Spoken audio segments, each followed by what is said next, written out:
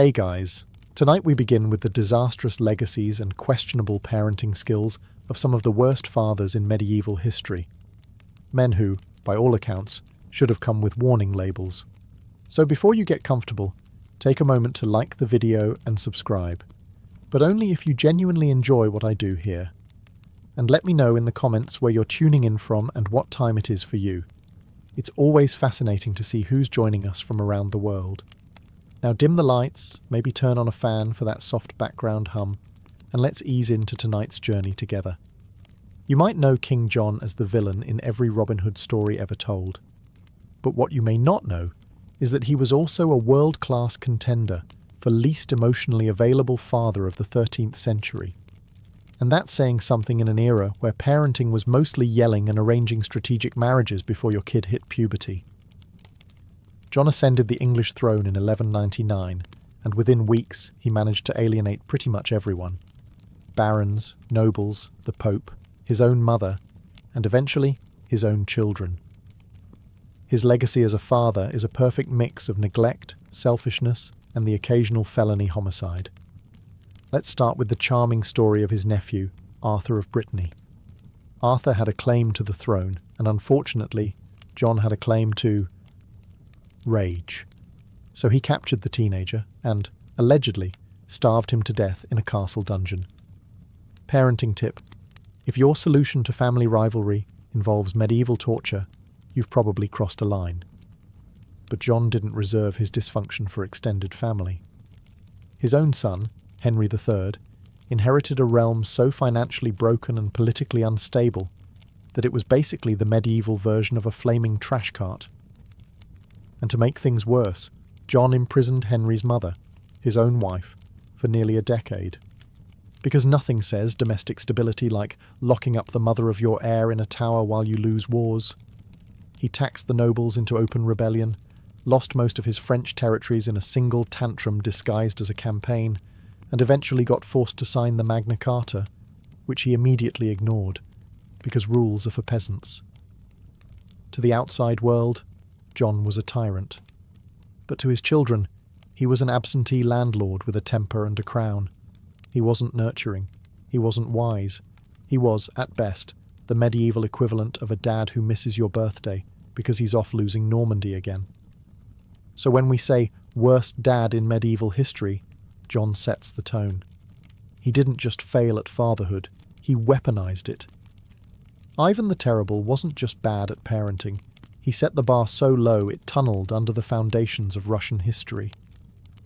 Ruling as the first Tsar of all Russia in the 16th century, Ivan started his reign with ambition, reform, and decent PR. But by the time his children were old enough to talk, he had already entered his paranoid tyrant phase. It involved mass executions, secret police, and what modern experts would gently describe as deep trust issues. He fathered several children, but his relationship with his eldest son, also named Ivan, was the kind of disaster that makes modern therapy bills look like charity. The two had a famously tense relationship. The younger Ivan was smart, competent, and popular, which, in Ivan the Terrible's book, translated to deeply suspicious. Things came to a literal head in 1581, when father and son got into a heated argument. The reason? Ivan the Terrible had violently attacked his pregnant daughter-in-law, the younger Ivan's wife, for wearing inappropriate clothing, aka existing without his royal permission. The younger Ivan confronted him. Words were exchanged, voices raised. Then, in true overkill fashion, the elder Ivan struck his son across the head with his scepter in a fit of rage. His son fell, bleeding, dying. There's even a painting of the moment. Ivan cradling his son's lifeless body, wide-eyed in horror, finally realizing that maybe yelling less and not hitting your children with a metal rod might have been a better move. This was not just the death of a son. It was the death of Ivan's political future. His remaining heirs were weak and unfit to rule, setting the stage for the time of troubles, which is as fun as it sounds. Russia descended into chaos, famine, and succession crises, all because Dad couldn't keep his temper in check. Ivan's guilt didn't make him a better father. If anything, it made him worse. He doubled down on executions, imprisonments, and general psychopathy until his own death in 1584, which came, fittingly, while he was playing a game of chess. Probably cheating. In the medieval dad rankings, Ivan gets full points for drama, 0 for nurture, and a Lifetime Achievement Award in royal overreaction. Peter of Castile, also known as Pedro the Cruel, or, if you're feeling extra diplomatic, Pedro the Just, was the kind of medieval father who made sure his kids learned 2 lessons early. 1. Don't trust anyone, and 2. Your dad might literally stab your uncle over dessert. Peter ruled Castile in the mid-14th century, a time when royal family reunions were already tense without the added complication of surprise executions. He came to power as a teenager and quickly developed a reputation for mixing cold political calculation with impulsive bloodshed. Basically, imagine if your dad was both a chess master and a chainsaw. His parenting style? Let's call it low affection, high body count. Peter had numerous children by multiple mistresses, which, for a medieval king, was like collecting Pokemon. Expected, vaguely impressive, and ultimately not that useful if you couldn't remember their names. The problem was, Peter didn't treat them like heirs. He treated them like political scratch-offs. Maybe you'll get a treaty, maybe you'll get a dagger. His greatest contribution to bad parenting, though, was his relentless obsession with destroying his half-brother, Henry of Trastamara. Instead of doing what most medieval dads did, ignore their siblings and drink, Peter opted for war. Actual war. He blamed Henry for treason, conspiracies, and the general misalignment of the stars. And he didn't stop at petty insults. In a real family dinner gone wrong moment, Peter personally stabbed another half-brother, Fadrique, during a staged reconciliation. "Let's hug it out," apparently meant, "let me hug you," with a sword. So where does this leave his kids, scattered, disinherited, or imprisoned? Some were declared illegitimate, others were married off like unwanted fruit baskets. One was even tossed into prison by Peter's enemies after Peter's death, just to keep the tradition of generational trauma going strong. None of them got the throne. That went to his arch-enemy and half-brother Henry, the one Peter spent his life trying to kill. Poetic? Yes. Avoidable? Also yes. Peter didn't just fail as a father. He turned fatherhood into a blood sport. Emperor Basil I had one of those glow-up stories that sounds inspiring until you realise it ends in multiple stabbings and a deeply confusing family tree. Born a peasant in 9th century Macedonia, Basil rose through the Byzantine ranks thanks to a mix of charisma, physical strength, and the occasional suspicious disappearance of his rivals. At first, it seems like a rags-to-riches story. Stable boy to emperor. But somewhere along the way, Basil read the parenting manual upside down and decided that emotional bonding was optional, and assassination was just advanced family planning. Let's start with his rise. Basil cozied up to Emperor Michael III, allegedly becoming his wrestling partner, bodyguard, and possibly his lover. History gets a little blurry there. Michael eventually made Basil co-emperor, which was generous, if not fatally optimistic, because shortly after, Basil returned the favour by murdering Michael in his sleep and taking full control of the empire. Now, this alone doesn't make him a bad dad. That comes later, with Leo VI, Basil's supposed son. And I say supposed, because Basil never quite believed it. Leo was born while Empress Eudokia was still very close with Michael III, which led Basil to do what any paranoid emperor would do: raise the boy with a toxic mix of suspicion, rage, and emotional detachment so thick it could be used to build fortresses. Basil constantly undermined Leo, publicly questioned his legitimacy, and basically made every father-son interaction feel like a live episode of Who's the Real Dad? Medieval edition. When Leo tried to study philosophy, Basil banned books. When Leo showed signs of leadership, Basil responded by imprisoning his friends and treating him like a political threat, instead of, his child. And then, to top it all off, Basil had Leo's closest advisor tortured just to send a message. That message being, "I am deeply unwell and should not have children." By the time Basil died in a freak hunting accident involving a stag and a servant's belt, yes, really, Leo reportedly mourned with all the enthusiasm of someone attending a tax seminar. Basil the First. Excellent climber. Terrible dad. He built an empire, but couldn't build a functioning relationship with his own son. Philip IV of France, also known as Philip the Fair, not for his personality but for his cheekbones, ruled in the late 13th and early 14th century. And if there's one thing historians agree on, it's that Philip's parenting style made a stone wall look emotionally available. Philip was calculated, intense, and famously silent. His court was cold, disciplined, and efficient, like an early prototype for a corporate office where hugs were strictly prohibited and birthday cards were punishable by exile. He had 4 children, 3 sons and a daughter, and while he technically provided them with crowns, castles, and tutors, affection was less common. Think HR performance review energy, but with royal titles. But Philip's true claim to terrible dad fame lies in what became known as the Tour de Nesle affair, a scandal so messy it nearly tore the Capetian dynasty apart. Here's how it went. Philip's only daughter, Isabella, the future she-wolf of France, married Edward II of England and paid a visit home. During her stay, she noticed that 2 of her sisters-in-law, married to Philip's sons, seemed to be spending a little too much time with 2 knights from the same castle. Gossip turned into surveillance. Purses were swapped. Hairnets were found in the wrong bedroom. Isabella snitched. Philip acted. And when I say acted, I mean medieval CSI. He had the women arrested, their lovers tortured until they confessed, and the knights executed in a particularly graphic and public way. The princesses were imprisoned, permanently. One died in captivity. Another may have been quietly murdered. And the sons? Well, Philip publicly shamed their wives, but didn't exactly give his boys a pass either.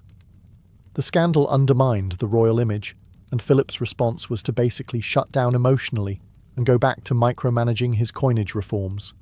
He never rebuilt trust with his family, never mended the broken marriages. He just tightened control and glared harder. Classic Philip. In the end, all 3 of his sons became kings, briefly and mostly disastrously. It turns out that when you raise your heirs in a loveless royal icebox, they don't exactly flourish. Charles VI of France started out with every intention of being a good king. He was handsome, athletic, and well-liked. People called him Charles the Beloved. Unfortunately, halfway through his reign, the nickname changed to Charles the Mad.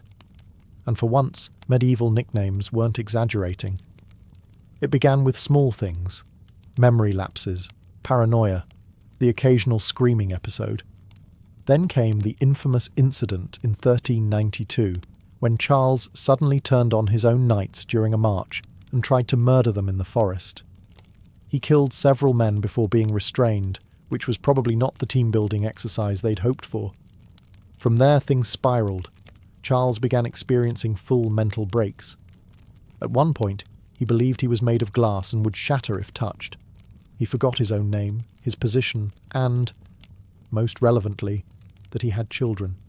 Yes, Charles had 12 of them, but during his episodes he often didn't recognize them, or his wife, or the throne. For weeks or even months, he lived in a fog of delusion while France crumbled around him. Now, mental illness isn't inherently a crime, and Charles obviously suffered. But what earns him a spot in the medieval Bad Dad Hall of Fame is what his breakdown did to his kids. With their father unfit to rule, and their mother, Isabeau of Bavaria, constantly scrambling to keep the court functional, Charles's children became pawns in one of the ugliest power struggles in French history. Factions at court fought over who should control the king, and by extension, his children. His sons were shuffled around like royal luggage. His daughters were married off in desperate political alliances. One son, the future Charles VII, grew up surrounded by betrayal, humiliation, and English armies, and his father offered nothing but catatonic silence. By the time Charles VI died in 1422, France was in the middle of the 100 Years' War, half the kingdom was occupied, and his son was fighting for legitimacy in a country that barely remembered what a stable monarchy looked like. Charles didn't intend to be a bad father, but his madness, denial, and absence left a vacuum, and his children grew up in the shadows of chaos. Sometimes the worst dad isn't the cruel one. Sometimes it's the one who's simply not there. Edward I of England, also known as Longshanks, was the kind of dad who believed in discipline, conquest, and absolutely zero hugs. He was tall, commanding, and terrifying in the way that only a medieval king with a temper and a sharp sword could be. He's famous for two things: building castles and breaking nations. He conquered Wales, waged war on Scotland, expelled the Jews from England, and probably kicked over your ancestors' favourite bucket just for looking at him sideways. But his greatest challenge wasn't on a battlefield, it was in the nursery. Enter his son, the future Edward II. Now, Edward II was everything Edward I was not. Sensitive, artistic, emotionally expressive. He preferred music and poetry over military drills. He showed a concerning lack of interest in invading things. And worst of all, he surrounded himself with male companions that the court, and his father, did not approve of. This clash of personalities was a disaster waiting to happen. Edward I didn't just disapprove of his son's lifestyle, he was horrified. He frequently threatened to disinherit him. When Edward II refused to abandon his favourite companion, Piers Gaveston, his father exiled Gaveston and openly questioned whether his son was fit to rule. Imagine a father-son talk where the father brings an army. In public, Edward I humiliated his son. In private, he likely terrified him. There's no record of heartfelt letters or meaningful bonding moments. Their version of quality time was sitting at opposite ends of a war council glaring at each other. And when Edward I was dying in 1307, his final instructions weren't sentimental. They were militant. He ordered his bones to be carried into battle against the Scots if the war continued. You know, normal dad stuff. After his death, Edward II took the throne, and promptly did everything his father would have hated. He brought Gaveston back, mismanaged the kingdom, and eventually got overthrown by his own wife and her lover. The bar was low, and he still tripped over it. John of Bohemia was many things: a king, a knight, a crusader, and, unfortunately for his children, an adrenaline junkie with a crown.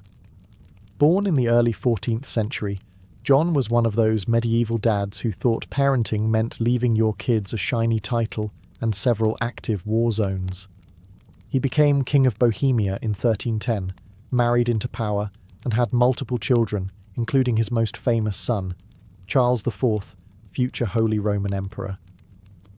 And it's a miracle Charles turned out functional, because growing up under John of Bohemia was like being raised by a particularly aggressive game of Risk. John spent most of his life not in Bohemia. In fact, he barely bothered with it at all.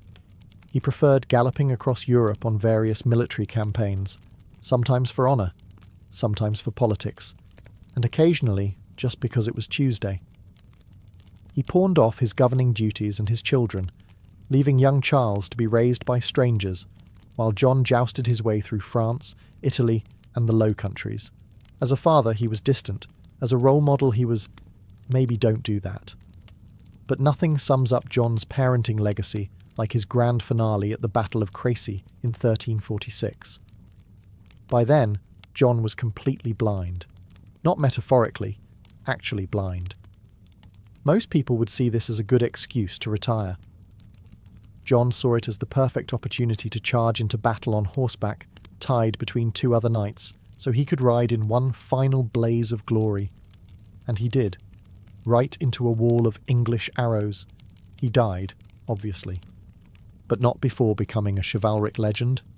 And also, leaving his teenage son to inherit a war-torn throne with zero preparation, no paternal guidance, and a legacy to live up to that literally included blind horse combat.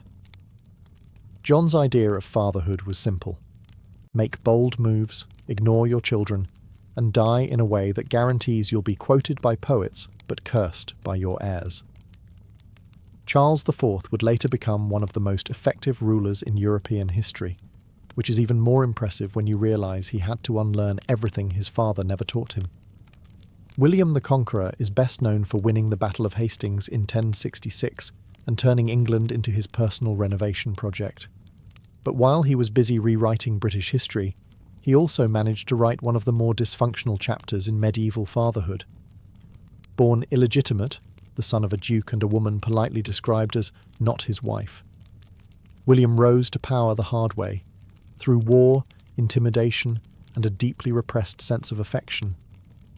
He didn't hug. He conquered.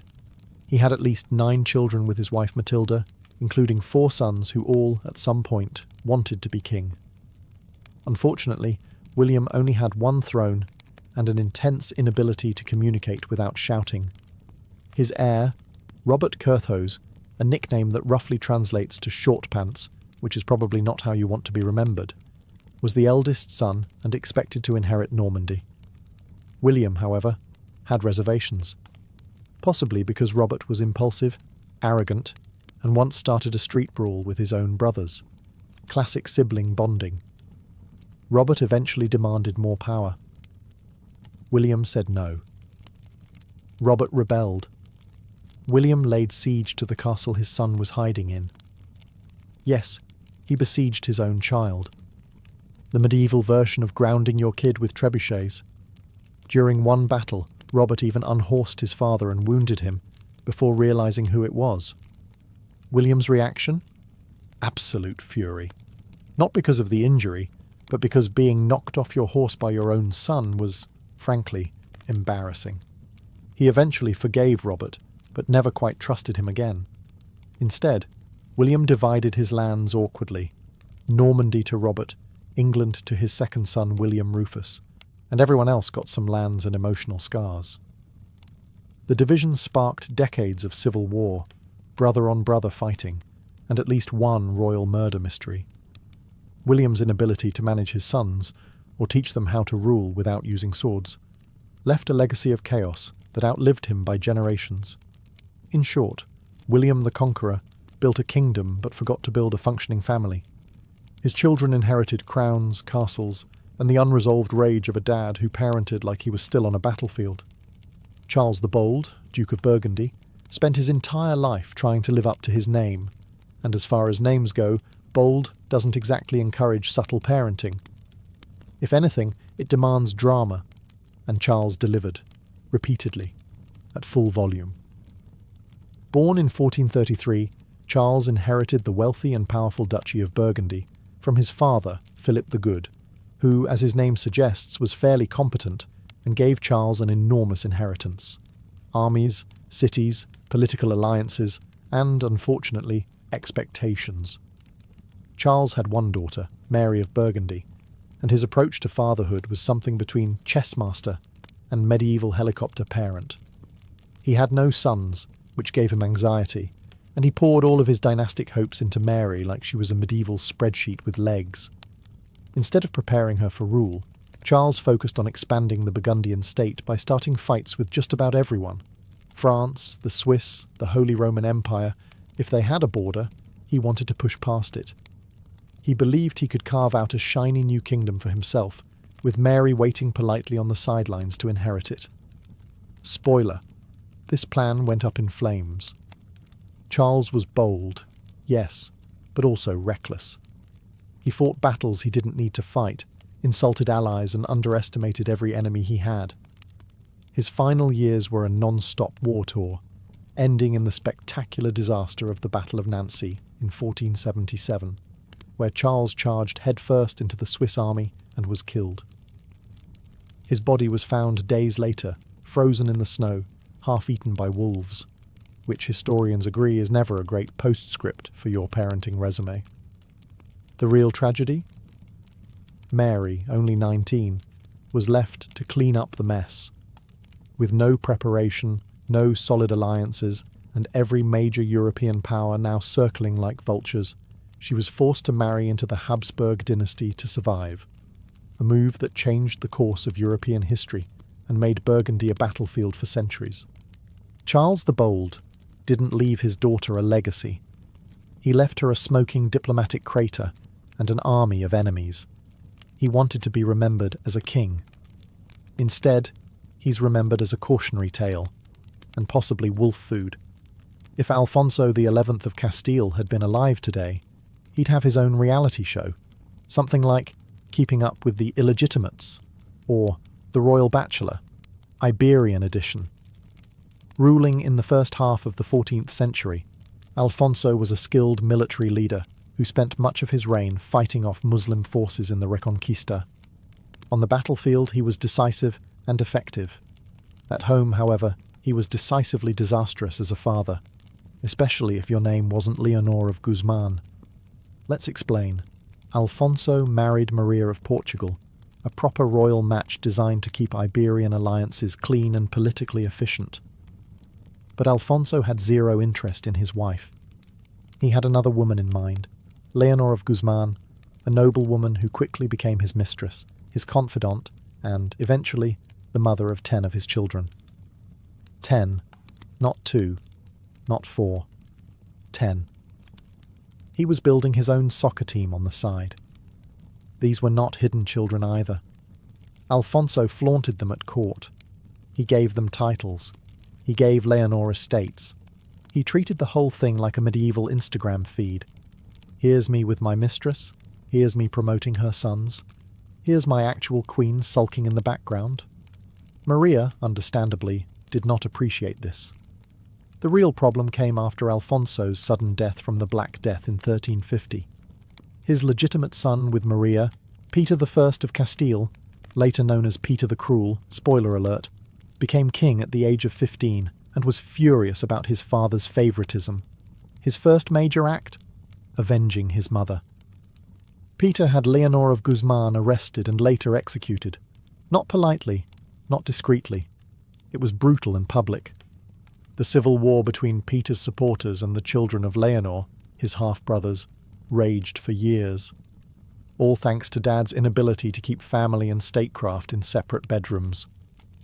Alfonso XI wasn't abusive or absent. He was excessively present in the wrong places. He loved his mistress, adored his illegitimate sons, and left his actual heir with nothing but resentment and a civil war waiting to happen. A strong king, yes, but as a father. Alfonso gets full points for reproduction, 0 for judgment, and a lifetime subscription to medieval family drama. Richard the Lionheart is one of those kings who got way more press than parenting time. Crowned King of England in 1189, he became a living legend for his role in the Third Crusade, all muscle, swordplay, and dramatic poses on horseback. Unfortunately, while Richard was out winning glory in the Holy Land, he also won himself a spot on the list of worst medieval dads, mainly by not even trying. Now technically, Richard never had any legitimate children, which some might say disqualifies him. But let's pause here. Having 0 legitimate kids was his decision. He was married to Berengaria of Navarre for years. They even spent a few days in the same room. But he showed roughly the same interest in her as he did in growing vegetables, distant, theoretical, and completely unwatered. He did have at least one illegitimate son, Philip of Cognac, whom he barely acknowledged and then conveniently forgot when it came to inheritance. A royal son with no lands, no titles, and no public recognition. Welcome to Richard's brand of fatherhood, absentee with a side of awkward silence. But let's say you count his role as uncle, brother, and son. Even there, Richard was a master of betrayal. He rebelled against his father, Henry II, tried to outmaneuver his brothers, and left the English treasury so drained by crusade spending and ransom payments that his brother John had to squeeze the peasants dry just to keep the lights on. In fact, while Richard spent only about 6 months of his 10-year reign actually in England, he did manage to drag the entire kingdom into his personal military fantasies. He may not have raised children, but he treated the nation like one. spoiled, ignored, and left to clean up after his messes. Philip of Cognac, his illegitimate son, disappears from history not long after Richard's death. No title, no land, no mention. Just another royal shadow forgotten by a father too busy being immortalised in tapestries.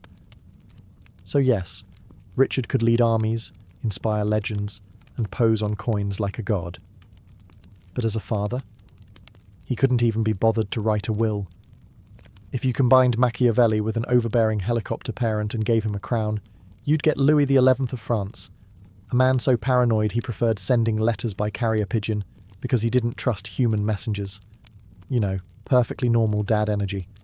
Louis ruled in the 15th century and is best known for turning France into a centralised bureaucratic machine run by spies, bribes and threats whispered behind closed doors. He wore plain clothes to seem modest, but don't be fooled. He was pulling every string in the kingdom like a royal puppeteer with trust issues. Now Louis only had one son who survived into adulthood, the future Charles VIII. And let's just say their relationship was less father and son and more warden and hostage. Louis XI feared that Charles would one day challenge his authority. So what did he do? Encourage him? Prepare him for leadership? Of course not. He isolated him. Charles was raised away from court, kept under constant supervision, and given just enough education to read royal decrees, but not enough to write his own. Louis didn't want a successor. He wanted a puppet, one that wouldn't ask too many questions. He forbade Charles from making any political decisions and frequently changed his household staff, just in case they got too friendly. At one point, Louis even considered disinheriting him entirely, just for talking back. You know, classic family bonding. And when Louis got sick, he still refused to give Charles any real authority. Instead, he tried to govern from his deathbed using a combination of letters, rumours, and desperate micromanagement. Even as he lay dying, Louis was more focused on controlling his legacy than comforting his terrified, unprepared teenage heir. By the time Charles VIII finally took the throne in 1483, he was a sheltered 18-year-old with no clue how to run a kingdom, which led directly to some of the worst military and political decisions in early modern France. Louis XI ruled through manipulation, secrecy, and sheer paranoia. As a king, he was clever. As a father, he was emotionally unavailable, pathologically suspicious, and the human version of a locked door. Charles II of England was known as the Merry Monarch, which sounds delightful until you realise it mainly refers to how much time he spent drinking, gambling, and enthusiastically ignoring anything that resembled responsibility, including fatherhood. When Charles returned to the English throne in 1660 after years in exile, and a rather unfortunate detour known as the English Civil War, the country was tired of Puritanism. So Charles brought the party back. Theatres reopened, wigs got taller, and court life became one long royal after-party. And Charles? Charles got busy. Not with governing, with producing children. Despite being married to Queen Catherine of Braganza, Charles never had any legitimate heirs. But that didn't stop him from becoming one of the most prolific baby makers in British royal history. He acknowledged at least 12 illegitimate children from 7 different mistresses, including actresses, duchesses, and one woman who once dressed up as a milkmaid to seduce him, because that was a thing, apparently. But acknowledging them is where his parenting largely ended. He gave them titles, Duke of this, Earl of that, and lavish allowances, then promptly left them to be raised by their mothers or well-paid nannies. Charles treated fatherhood like a real estate portfolio. Diversify, name them something fancy, and check in once a year if they don't cause a scandal. He was known to joke, "I am the father of my people, and of many more." And he wasn't wrong. His sons and daughters populated European courts, stirred up dynastic tensions, and, in at least one case, launched a rebellion. That would be James Scott, Duke of Monmouth, Charles's illegitimate son who decided he deserved the crown and ended up with his head on a spike. Father-son bonding, royal edition. Charles never really mentored his children or prepared them for much beyond lavish titles and awkward paternity footnotes. His legacy as a father was a cocktail of charm, irresponsibility, and vague aristocratic smirking. He ruled during a time of recovery, scandal, and excess, and his parenting style was exactly that: excessive, decorative, and deeply avoidant. Louis XIV didn't just rule France, he embodied it. Known as the Sun King, he turned himself into a living deity in silk heels, shining at the centre of Europe while everyone else orbited him carefully, nervously, and preferably with powdered wigs. He reigned for 72 years, making him the longest reigning monarch in European history. That's a lot of time to build an empire, micromanage nobility, and, most relevant here, mess up your kids. Louis had one legitimate son, the Grand Dauphin, and at least 16 illegitimate children by various mistresses. He later legitimized many of them, because why not hand out nobility like party favours?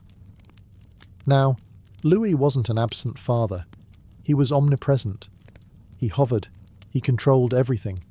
Think less Dad reading you bedtime stories, and more Dad assigning you your political alliances before your voice changes.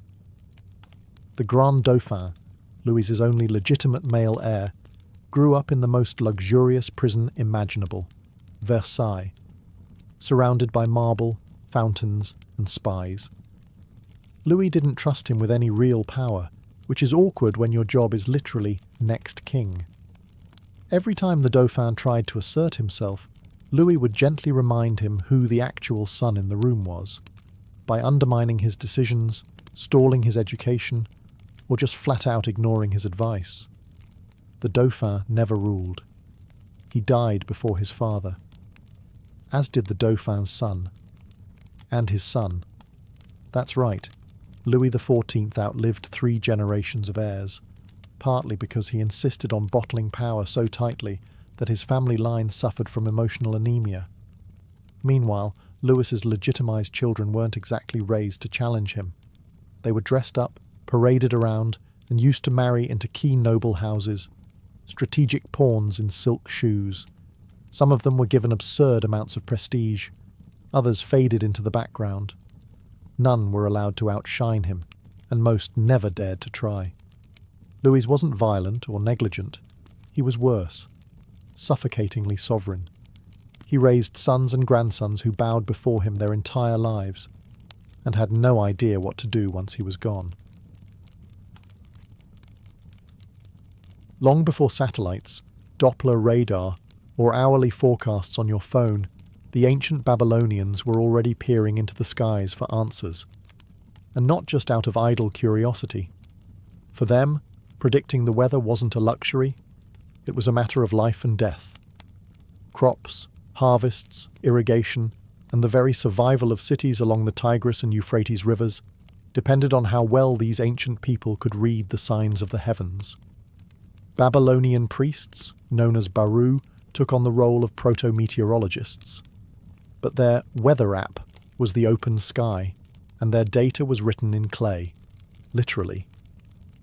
Thousands of cuneiform tablets unearthed from the ruins of cities like Nineveh and Babylon contain weather omens, sky patterns, and long-term observations passed down across generations. These weren't vague horoscopes either. These people catalogued what happened when clouds formed a certain way, or when lightning struck on a particular day of the month. A cloud forming in the west? That might mean a flood is coming. Thunder heard from the north? A sign of war? Red skies at dusk? Likely divine wrath, or at least a warning to prepare for crop failure. If a crescent moon glowed too brightly, it wasn't just pretty, it meant something serious, and the priests would consult older omens to decide what to do. But here's the twist. While it all sounds mystical, a surprising amount of it was based on observation and experience. Over centuries, the Babylonians noticed recurring weather patterns tied to lunar phases, planetary alignments, and solar events.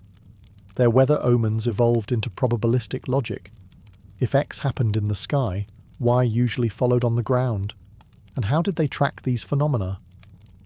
They climbed massive ziggurats, those iconic temple towers, where the views were unobstructed and ideal for spotting cloud formations, sunsets, lightning patterns, and celestial movements. Imagine standing atop a stone mountain, watching the horizon with trained eyes, looking not just for clouds, but for messages from the gods. To the Babylonians, weather wasn't just natural, it was political, spiritual, and terrifying. If your barley harvest failed because you missed a celestial omen, your people could starve, and your city could fall. The pressure on these skywatchers? Astronomical, literally. And yet, despite being surrounded by myths and gods, they were building something shockingly close to science. In ancient Egypt, the most important weather event wasn't rain or sunshine, it was the annual flooding of the Nile. This flood was no disaster, it was salvation. Without it, crops wouldn't grow, fields would dry up, and famine would knock at the door. But it had to be timed just right. If it came too early, planting would be impossible. Too late, and the growing season would be lost. So how did the Egyptians know when the flood was coming? They looked up, not at clouds, but at stars. Specifically, the heliacal rising of Sirius, the brightest star in the night sky.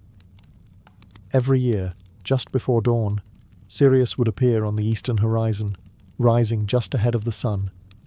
To the Egyptians, this wasn't just a beautiful sight, it was a celestial alarm clock. Within days of its appearance, the Nile would begin to swell. They didn't stumble upon this by accident. Egyptian priests, known as hour watchers, had spent centuries tracking Sirius and other stars from their temple observatories.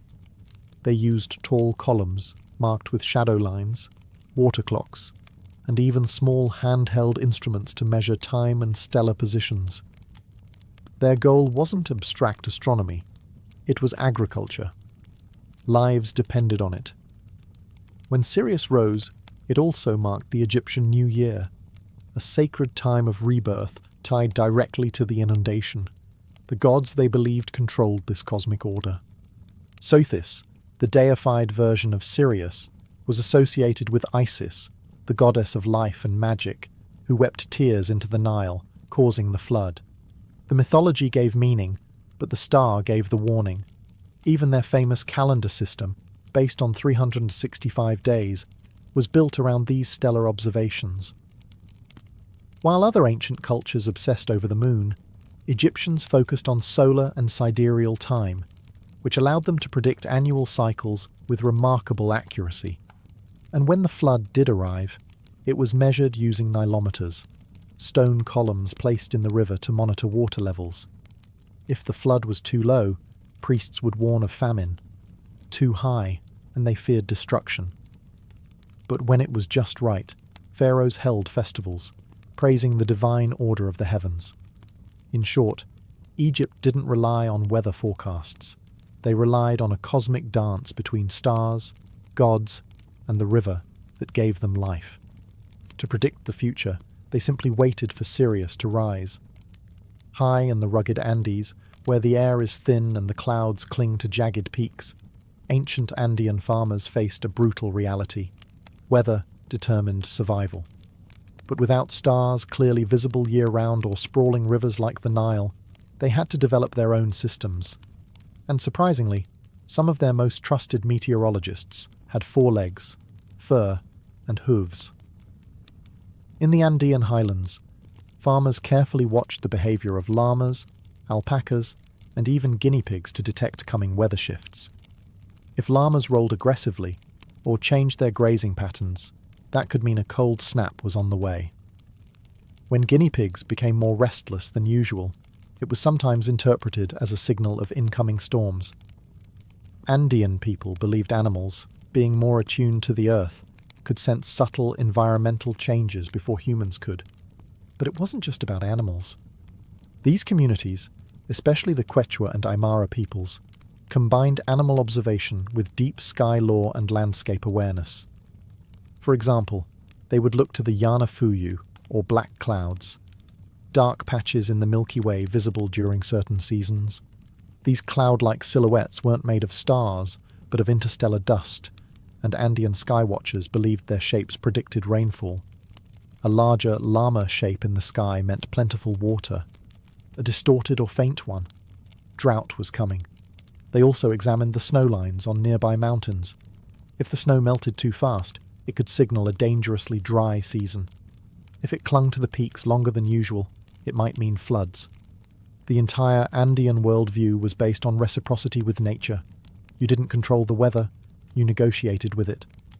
Ceremonies and offerings like pagos a la tierra, payments to the earth, were performed to appease the spirits believed to inhabit the weather systems. Timing was everything. Corn and potato planting depended on precise seasonal cues. A few weeks off, and the crops would freeze or rot. To Andean farmers, accuracy meant more than yield. It meant the difference between a full belly and famine. So, while the Babylonians read the clouds and the Egyptians watched stars, the Andean peoples looked at animals, shadows, and sacred mountains. Their tools were different, but the mission was the same: to survive in a world where the skies held your fate and the earth was always whispering, if you knew how to listen.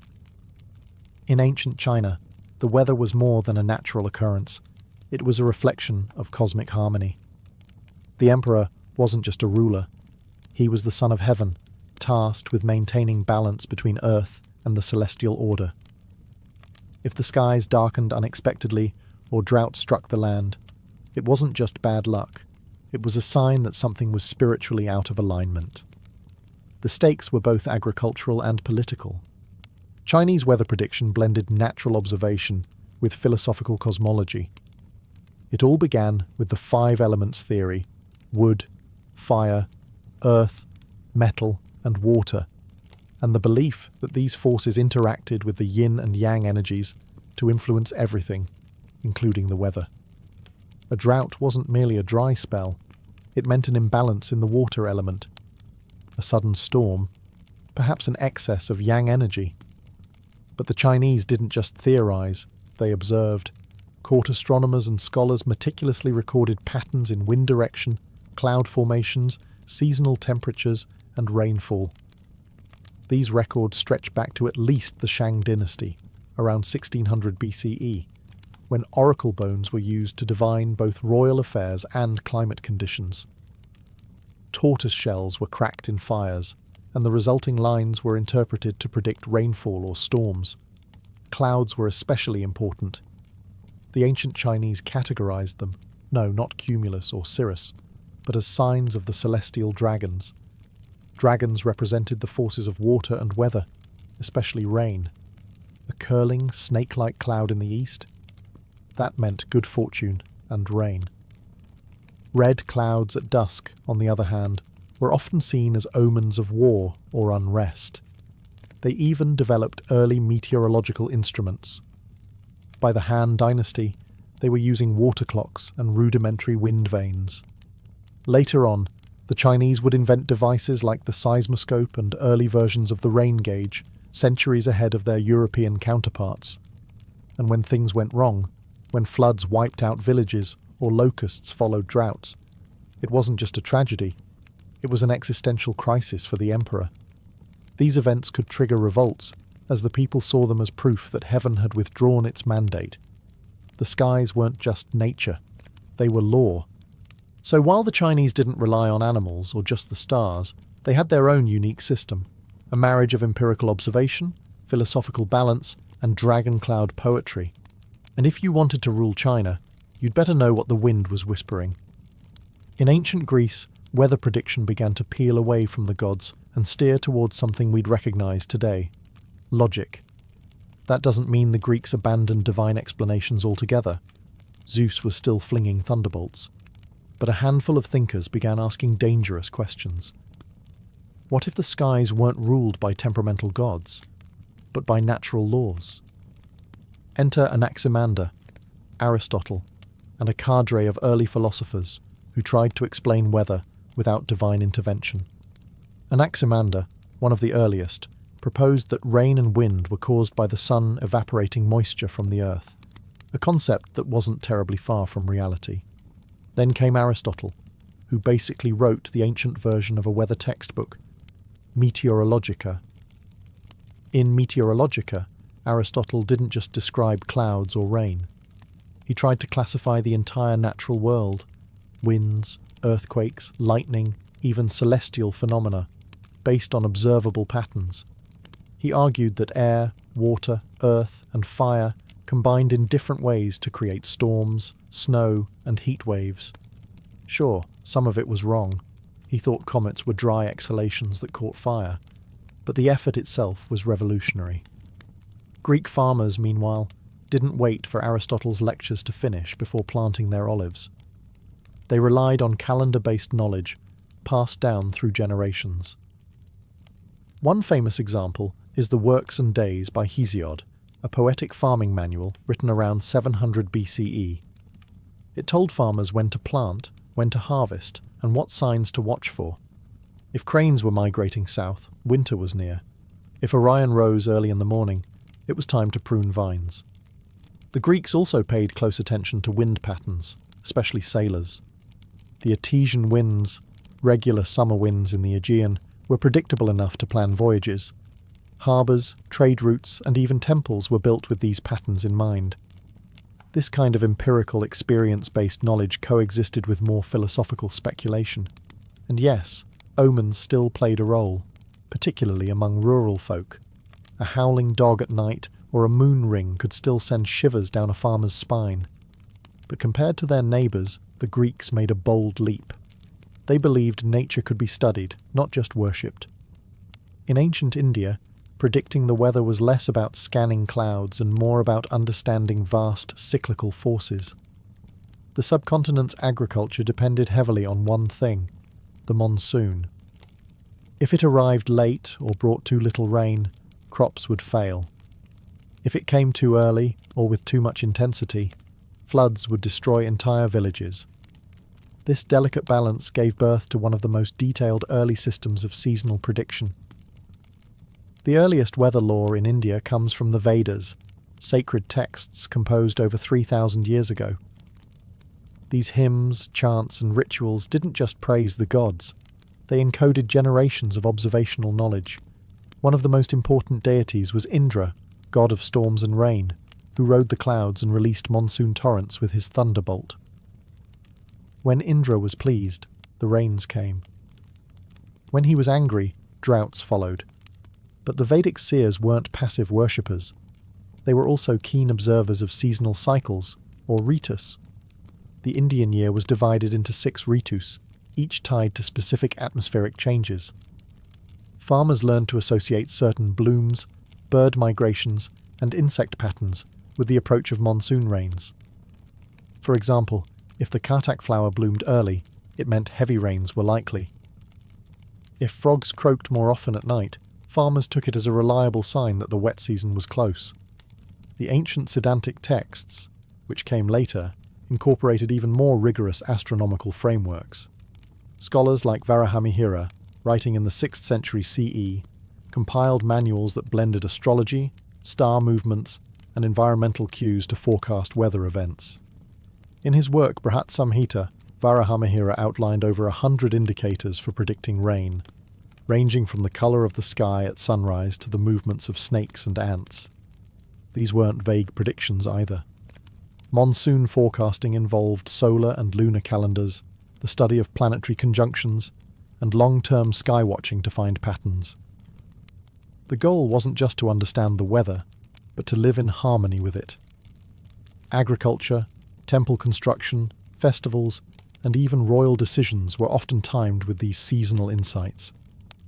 Across the vast and varied landscapes of North America, indigenous peoples developed deeply localized systems of weather prediction long before any European settler brought a barometer.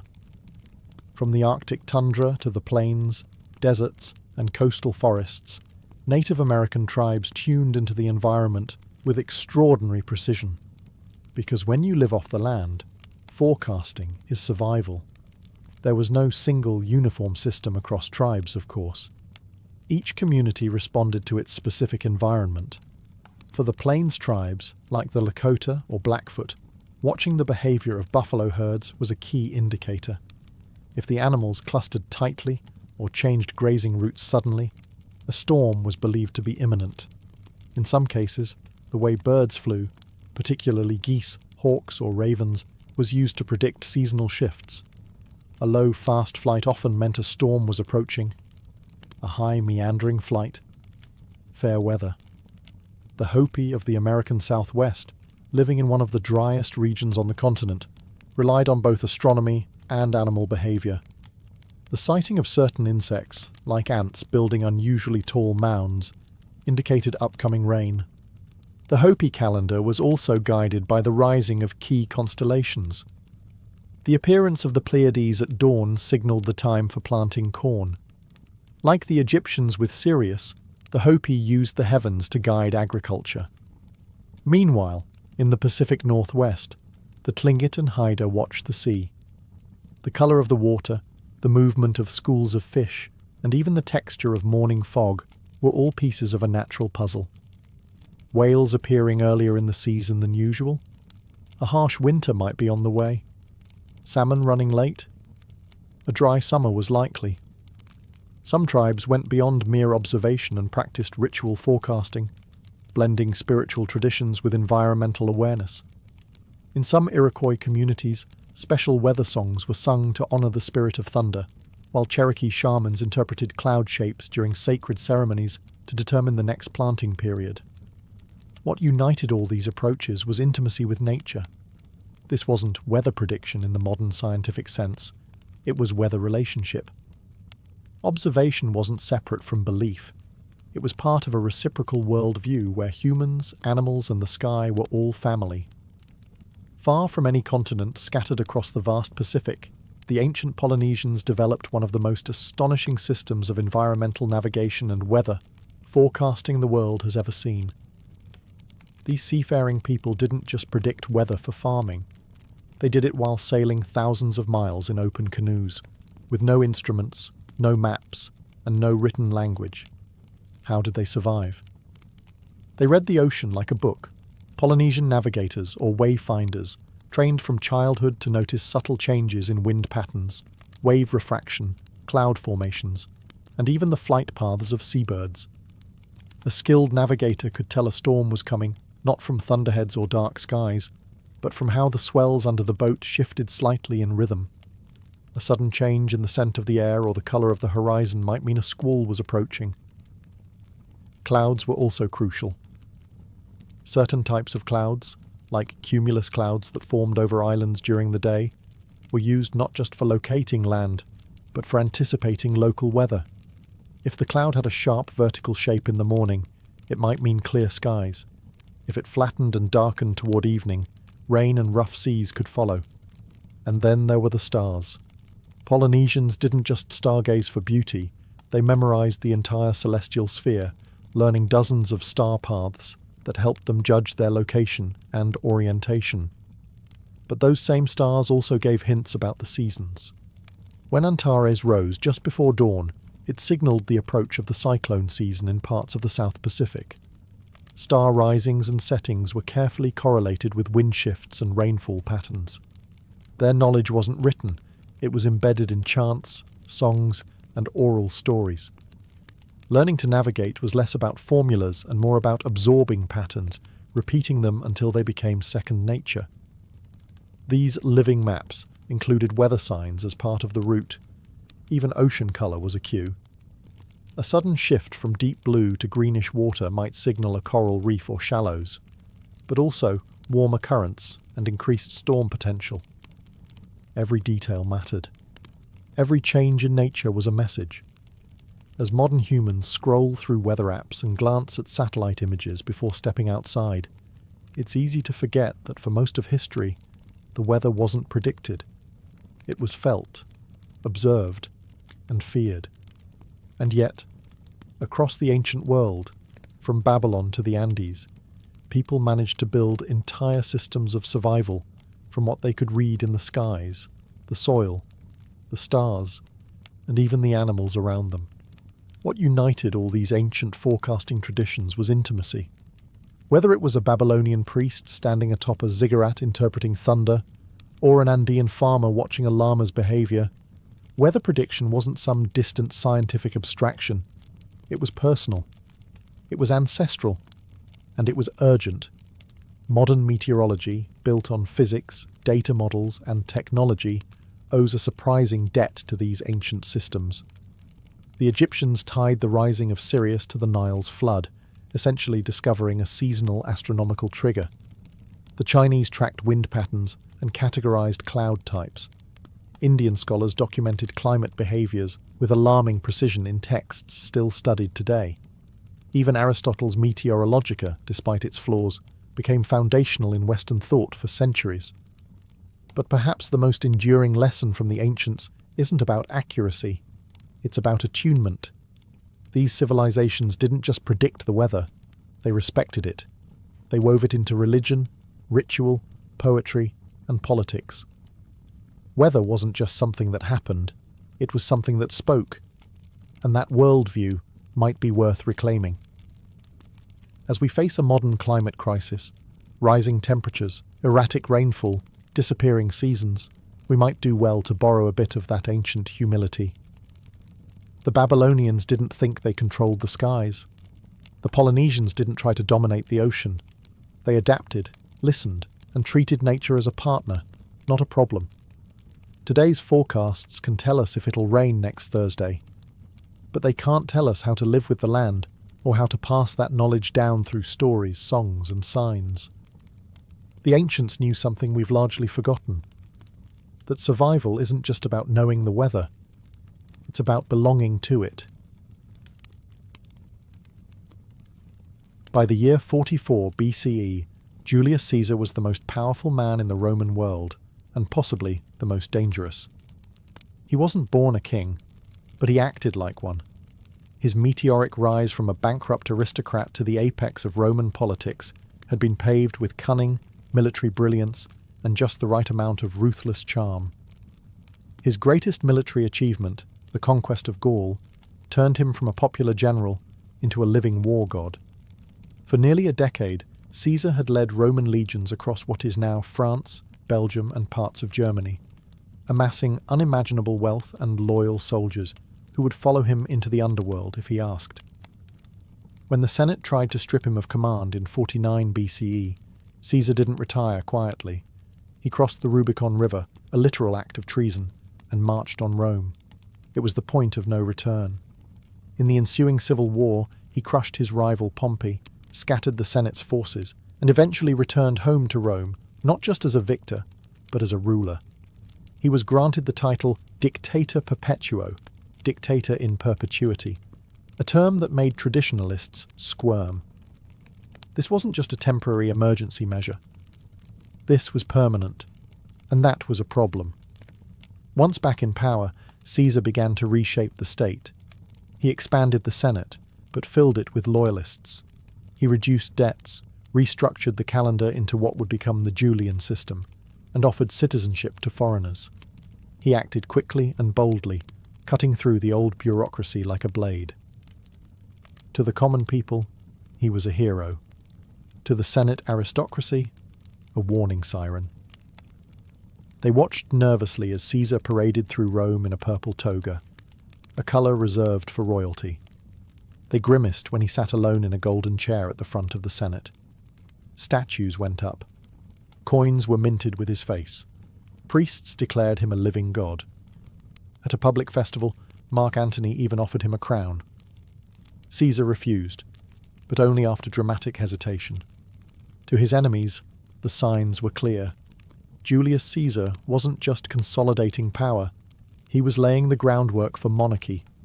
Rome had overthrown kings nearly 5 centuries earlier, and now, with every passing day, it looked like the Republic was about to be reborn as something darker, crowned, and irreversible.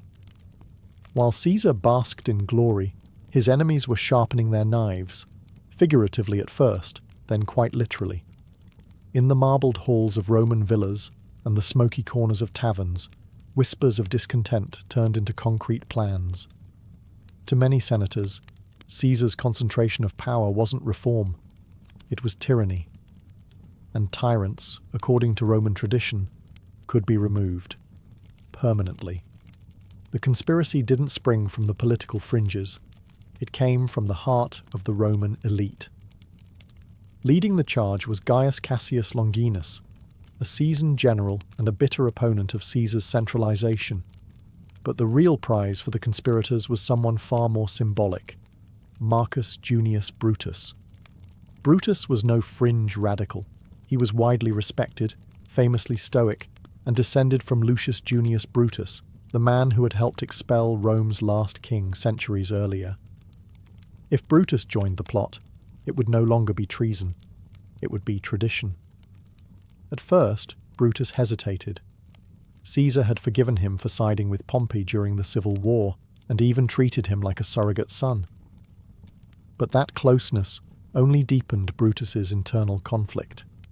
Was loyalty to Caesar more important than loyalty to Rome? Cassius played on that tension skillfully, feeding Brutus flattery, logic, and just enough guilt to tip the scales. By early March, the core conspiracy group had grown to over 60 senators, including men who had previously enjoyed Caesar's favour.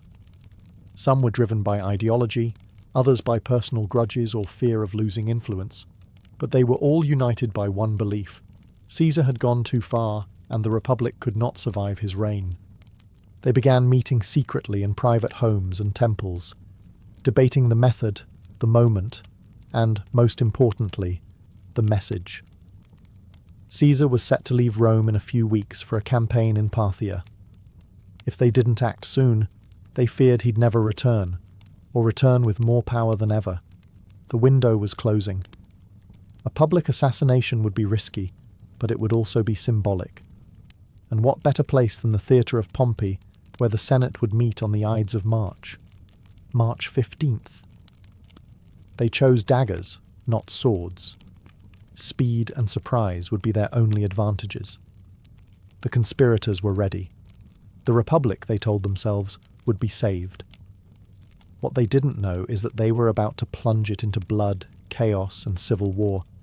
The morning of March 15th, 44 BCE, the Ides of March, began like any other, except that Rome itself seemed tense. The air was heavy with rumours. Strange omens had reportedly occurred: storms, ghostly apparitions, and animals acting erratically. According to later accounts, Caesar's own wife, Calpurnia, had nightmares of his murder, and begged him not to go to the Senate meeting that day. For a moment, he actually listened. He stayed home. But fate, or pride, had other plans. One of the conspirators, Decimus Brutus, not to be confused with Marcus, arrived at Caesar's home and persuaded him to reconsider. He assured Caesar that the Senate was ready to bestow more honours, and that skipping the session would seem cowardly or arrogant. Caesar, ever conscious of image, relented. Escorted by a small group, Caesar made his way through the forum and toward the theatre of Pompey, where the Senate was temporarily meeting. He was handed a note warning him of the plot, but he never read it. The man was walking into his own funeral, unaware that nearly every senator in the chamber had brought a dagger under his toga. When Caesar entered the Senate chamber, the conspirators sprang into motion. They gathered around him under the pretense of presenting a petition. Lucius Tillius Cimber was the first to strike, grabbing Caesar's toga and pulling it down. That was the signal. The first knife came from Servilius Casca, clumsy and off-target. Caesar reportedly cried, "Casca, you villain, what are you doing?" Before realizing it wasn't a single attack, it was an ambush. More blades followed. Senators swarmed him, stabbing wildly, hitting not just Caesar, but occasionally each other. The frenzy of violence had begun. In all, Caesar was stabbed 23 times, though only one wound, likely the one to the chest, was fatal. According to legend, he did not resist after seeing Brutus among the attackers. His supposed last words, "Et tu, Brute?" "You too, Brutus?" have become myth, though ancient sources differ on whether he said anything at all. Some say he simply pulled his toga over his face in dignified silence. When the blood settled, Julius Caesar lay dead at the foot of a statue of Pompey the Great, his old rival. It was an eerie twist of fate. The tyrant had been slain. The Republic had been avenged. Or so the assassins thought. When the bloodied body of Julius Caesar hit the Senate floor, The conspirators believed they had saved the Republic. They expected applause, celebration, a grateful Senate, and maybe a statue or two in their honour. What they got instead was panic. As Caesar's lifeless form lay crumpled beneath the statue of Pompey, the chamber fell into stunned silence. Then chaos erupted. Some senators fled in terror, unsure who might be targeted next. Others stayed frozen, unsure whether to mourn or cheer. The assassins, still gripping their daggers, raised bloodied hands and declared they had liberated Rome from tyranny. But outside the chamber, the reaction was far colder and far more dangerous. The Roman people adored Caesar. He was the man who had fed them, entertained them, and promised them land and citizenship. He wasn't just a ruler.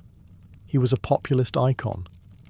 And now, a gang of elites, many of whom had previously benefited from his rule, had butchered him in broad daylight. There was no trial, no ceremony, just knives and betrayal. The crowd began to grow restless.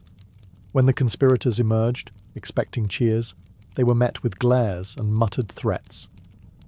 Even Caesar's enemies didn't quite know how to respond. The Republicans had no clear plan for what came next. There was no successor, no governing council, no roadmap, just a political vacuum. In the hours following the murder, the conspirators retreated to the Capitoline Hill, fearing retaliation.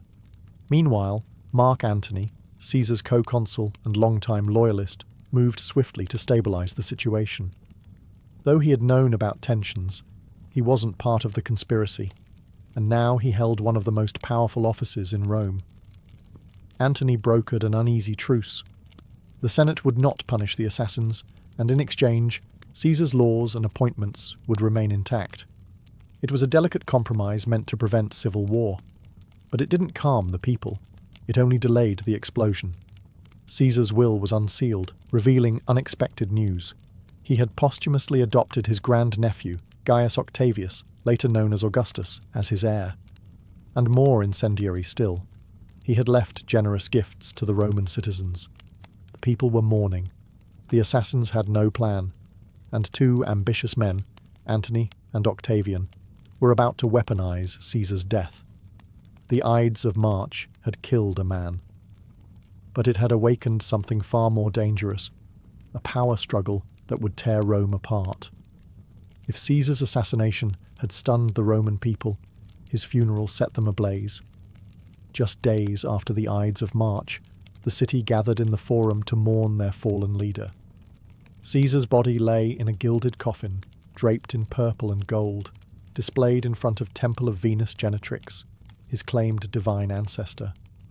Mark Antony, now firmly positioning himself as Caesar's political heir, stepped forward to deliver what would become one of the most famous orations in Roman history. It wasn't subtle. Antony didn't just mourn Caesar.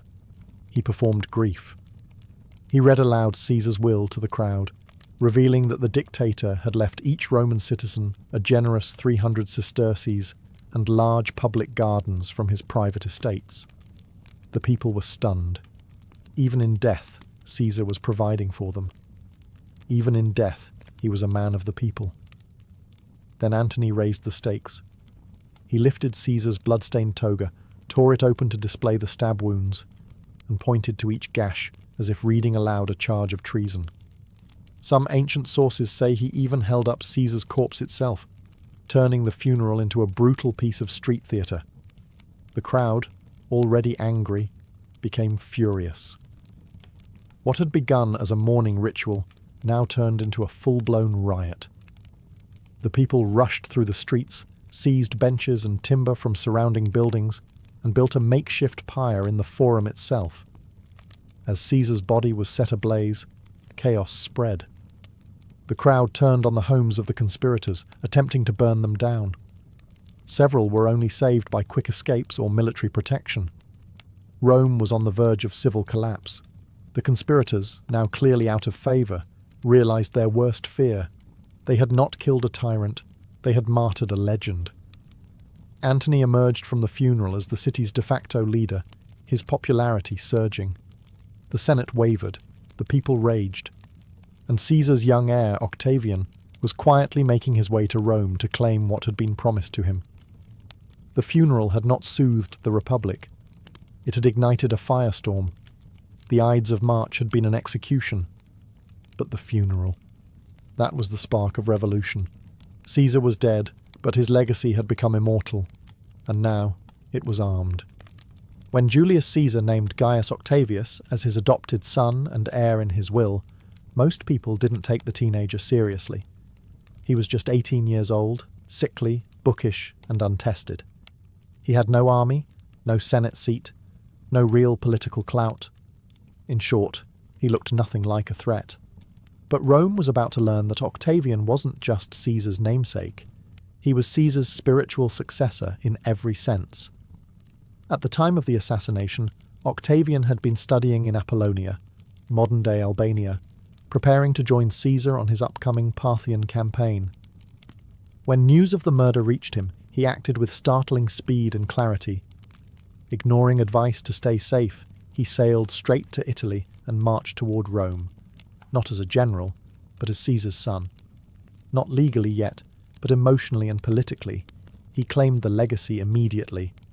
Upon arriving in Rome, he began calling himself Gaius Julius Caesar Octavianus, emphasizing his connection to the slain dictator. He didn't have power, but he had a name, and in Rome that was enough to make people nervous. Octavian's first step was claiming the 300 million sesterces left by Caesar in the will. Mark Antony, conveniently, was dragging his feet on releasing the funds. The Senate, still shaken by Antony's funeral theatrics, began to see Octavian as a potential counterweight. Octavian, ever the strategist, offered to pay the citizens from his own borrowed money, fulfilling Caesar's promises and winning the public's love. Next, he began courting Caesar's veterans. These were hardened men who had fought across Gaul and in the Civil War. They had adored Caesar, and now they saw his son as the next great hope. Octavian promised them land, money, and revenge. Slowly but surely, his support base grew. Mark Antony, meanwhile, was consolidating power but making enemies, particularly in the Senate. Tensions between Antony and Octavian simmered. It became clear that Rome wasn't big enough for both of Caesar's legacies. The Senate, ever opportunistic, began to shift its favour toward the young Octavian, hoping to use him as a blunt instrument to push Antony back into line. They underestimated him, because Octavian wasn't just a grieving heir. He was a political prodigy, patient, calculating, and utterly ruthless. And while Antony relished drama and spectacle, Octavian preferred quiet deals and long games. The boy no one took seriously was about to redraw the map of power in Rome. As tensions boiled in the aftermath of Caesar's murder, Rome hurtled toward another power reckoning. Mark Antony and Octavian were locked in a cold war, each claiming Caesar's mantle, each gathering armies, and each plotting how to control a republic spiraling into chaos. But neither man could yet go it alone.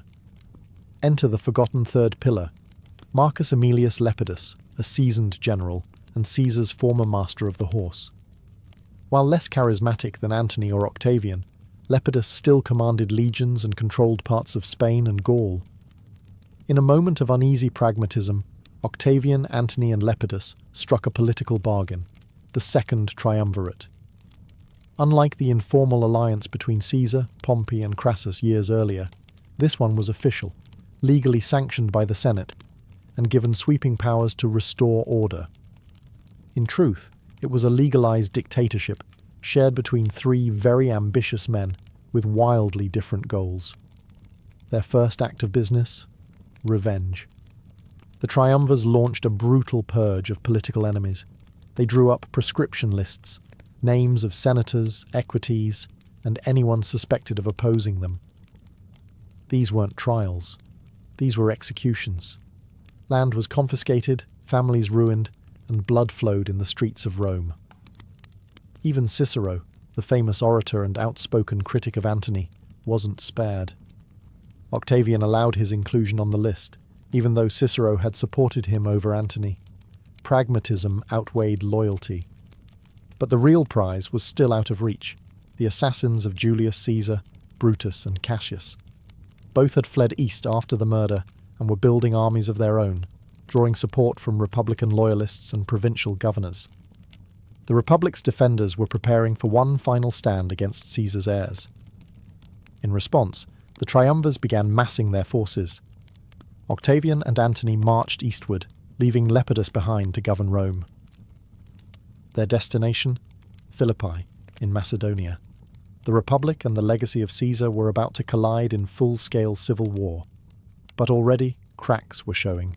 The triumvirs were uneasy partners, united only by shared enemies. The moment those enemies were dealt with, everyone knew the knives would come out again. Rome wasn't healing. It was arming for the next round. The Republic was dying, not with legislation or reform, but with swords, alliances, and betrayals. Just as Caesar had warned, the die is cast. In 42 BCE, the fragile Republic faced its final test on the plains of Philippi, in northern Greece. On one side stood Brutus and Cassius, the lead conspirators in Caesar's assassination. They now commanded a combined force of nearly 100,000 troops, backed by Republican senators and provincial allies. On the other side, the forces of the Second Triumvirate, Octavian and Mark Antony, united by vengeance and ambition. The stakes were colossal. This wasn't just about Caesar anymore. It was about the soul of Rome. Cassius and Brutus had the advantage of position and numbers. They fortified high ground and hoped to outlast their enemies. But Antony, the more seasoned general, proved aggressive and clever. On October 3rd, the first engagement broke out. Antony's forces broke through Cassius's lines. Believing Brutus had also lost, Cassius committed suicide on the spot, using the same sword he'd once turned against Caesar. But Brutus held firm, for a few weeks longer. On October 23rd, the second battle commenced. Brutus, without Cassius, and now heavily outnumbered, made a final stand. His troops fought valiantly, but Antony's cavalry outflanked them. As his army crumbled, Brutus withdrew, and like his co-conspirator, took his own life. His final words, a mix of regret and duty: "Virtue, you were a mere name." The death of Brutus marked the symbolic death of the Roman Republic. The ideal of shared governance, checks and balances, and senatorial rule was buried alongside him. With the victory at Philippi, Antony and Octavian emerged as masters of Rome. But their alliance, already built on necessity more than trust, began to strain immediately. Antony lingered in the east, growing closer to Cleopatra, Queen of Egypt. Octavian returned to Rome, consolidating his power and framing himself as the defender of Roman values. Back in the capital, Octavian pushed land reforms to satisfy Caesar's veterans, reshaped the Senate, and positioned himself as the calmer, more stable voice in contrast to Antony's exotic escapades. The civil wars were not yet over, but the dream of the old republic was. The Senate was a ghost of its former self, and political power now belonged to those who commanded armies and loyalty. What began with the murder of one man had unravelled an entire system. The battlefield at Philippi didn't just bury Brutus and Cassius. It buried the Republic itself. With Brutus and Cassius dead and the Republic in ruins, Rome was left in the uneasy hands of two victors, Octavian and Mark Antony. But if history had taught the Romans anything, it was this: power never stays shared for long. At first, the Second Triumvirate limped forward. Octavian ruled the west, Antony controlled the east, and Lepidus was pushed into political irrelevance. The two main rivals pretended at cooperation, but beneath the surface they were manoeuvring for total control. The breaking point came not in Rome, but in Alexandria, Egypt. Antony had become entangled, both politically and romantically, with Cleopatra VII, the powerful and ambitious Queen of Egypt. To many in Rome, this relationship was more than scandalous. It was treasonous. Rumours swirled that Antony intended to divide the Roman Empire among Cleopatra's children, even crown her as Queen of Rome. Whether true or not, Octavian seized the opportunity. He launched a relentless propaganda campaign, portraying Antony as a man seduced by the East, corrupted by luxury, and bent on destroying Roman traditions. Cleopatra was painted as a foreign temptress, manipulating Rome's destiny from afar. The Senate, nervous and eager to side with stability, backed Octavian. In 31 BCE, the two titans clashed at the Battle of Actium, a naval showdown off the western coast of Greece. Octavian's general Agrippa outmaneuvered Antony's fleet. The result? A catastrophic defeat. Antony and Cleopatra fled to Egypt, where a year later they both committed suicide. The final obstacle was gone. Octavian returned to Rome not just as a victor, but as something new. In 27 BCE, he formally handed back powers to the Senate, only for them to immediately grant him unprecedented authority. He was given the title Augustus, meaning the revered one. It was a masterstroke. He appeared to restore the Republic, all while quietly becoming its emperor in all but name. Thus was born the Roman Empire. Augustus ruled for over 40 years, bringing stability, prosperity, and a carefully curated image of peace. But behind that facade was the truth. The Republic had died with Caesar on the Ides of March. What followed was not rebirth, but transformation. The daggers meant to restore liberty had instead cleared the path for monarchy. Caesar's blood fertilized the soil from which an emperor grew, and Rome would never be the same again. Tokugawa Ieyasu entered the world in 1543 as Matsudaira Takechiyo, a child born into turbulence. Japan was deep in the Sengoku Jidai, the Warring States period, a time when regional lords, or daimyo, vied for dominance in a fractured land. Alliances shifted overnight, betrayal was routine, and bloodshed was business as usual. Born into the Matsudaira clan, a minor noble family based in Mikawa province, young Takechiyo was surrounded by enemies from his first breath. The Matsudaira was squeezed between two powerful and ambitious neighbours, the Oda clan to the west and the Imagawa clan to the east. With no real power to stand alone, Takechiyo's family made the grim decision to secure protection through submission. At just 6 years old, the boy was sent away as a political hostage to the Imagawa, effectively a living pledge of loyalty. But fate twisted cruelly. While en route to the Imagawa court, the Oda intercepted the caravan and took the boy for themselves. For the next 2 years, young Takechiyo lived under the control of Oda Nobuhide, father of the future warlord Oda Nobunaga. Although treated with some care, he was still a prisoner, a bargaining chip. Eventually, after negotiations and trades, he was handed over to Imagawa Yoshimoto, who raised him in Sunpu as a noble hostage. But captivity didn't break Takechiyo, it shaped him.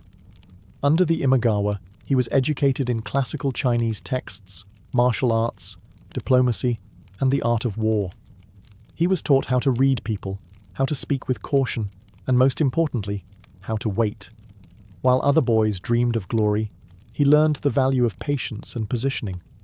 Though he was technically a hostage, he was not forgotten. His father died in 1549, leaving the young boy head of the Matsudaira clan in name, though his autonomy was still years away. Even in his teens, he began to show hints of the man he would become. Quiet, deliberate, always watching. His childhood was not defined by freedom, but by survival. And in an era where the hot-headed were quickly eliminated, that might have been the best training of all. The boy who was passed from hand to hand would one day hold all of Japan in his own. By his early teens, Matsudaira Takechiyo, soon to be known as Tokugawa Ieyasu, was no longer just a pawn in political games. Though still technically a hostage under the Imagawa clan, he had begun to earn respect as a young warrior. He trained relentlessly in swordsmanship, archery, and horseback riding. He studied strategy, court etiquette, and governance. In 1556, at the age of 13, he underwent his coming-of-age ceremony and took the name Matsudaira Motoyasu. With the new name came new responsibilities and the right to lead men into battle. The Imagawa trusted Motoyasu enough to place him in command of small military expeditions. Despite his youth, he displayed an unusual combination of discipline, caution, and calm. He didn't seek glory in reckless charges. He preferred careful planning and decisive action. He was learning the art of war not through legend, but through experience. And in Sengoku, Japan, experience came with blood. In 1557, Motoyasu married the daughter of Sekiguchi Chikanaga, an Imagawa ally, further cementing his bond to the clan. Yet even as he played the loyal retainer, he never forgot his roots. His domain in Mikawa was technically under Imagawa control, but he still had ties to local retainers and vassals who longed for independence. Motoyasu would bide his time, just as he always had. The moment came in 1560, during the Battle of Okehazama. Imagawa Yoshimoto, confident in his growing power, launched an ambitious campaign westward, aiming to conquer Oda territory.